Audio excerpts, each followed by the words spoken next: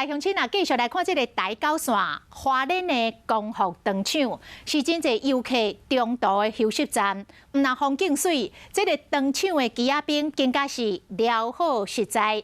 讲这间光复糖厂，每一年敢若卖这个鸡仔饼哦，都卖将近4000万，真正是小饼鸡仔饼的饼，小饼立大功。丰富的味道，那我们这样热量好像有点高。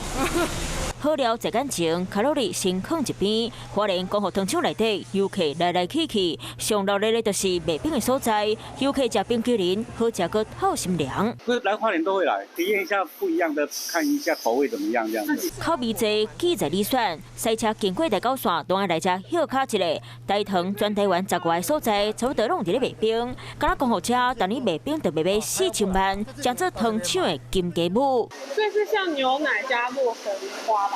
了解个实在，公家单位卖冰卖了出名的除了大糖，还有大店，本来是鼓励员工以挂将做招牌。每一个店手嘛开发新口味，进入台中大家溪道清爽的五叶松，宜兰金枣嘛不只有名，来到朋友嘛一定要吃过先进酱冰的酸甜。